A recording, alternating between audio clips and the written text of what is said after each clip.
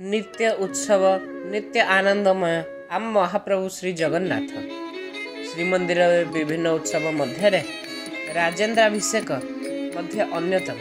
आसतु जानिबा एही विषय ज्येष्ठ शुक्ल दशमी दिन यह नीति अनुष्ठित होता है।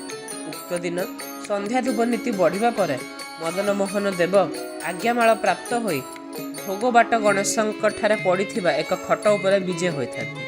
यापरे भीतर शोध होई जय विजय द्वारा बंद होई महाप्रभुंकर आलट लगी अनुष्ठित होता है। ताहापरे जड़े डगर आसी मदन मोहन निकट में रुक्मिणी बह प्रस्ताव जणाई एवं स्वयं प्रभु राजेन्द्राभिषेक हेबा निमंते कही थांती। मदन मोहन महाजन मानक हस्तरे विजयपूर्वक बटमूल एक सुसज्जित रथरे आरोहण करते।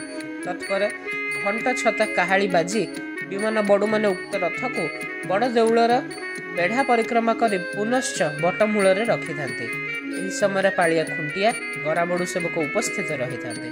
जनैक सेवक कुतक उतुक ऋषि होई महाप्रभु को दंड प्रणाम करी गयनामाली देथिबा शुक्ल पुष्प पालिया खुंटिया सेवक ठारू नहीं अंजलि रे विजय रास्ता उपर पकाइबा परे मदन मोहन देव को थरकु थर दंड प्रणाम जणाई ताहांकु दक्षिण घर को नहीं थांती।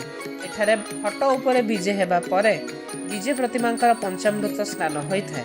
तत्पर चंदन लगी हुई बेश हुए एवं शीतल भोगरे क्षीरी एवं अमालु भोग हो बंदावना बढ़िबा परे दक्षिण घरस्थ तांका आस्थान को बाहुड़ा विजय करिथांती। जय जगन्नाथ।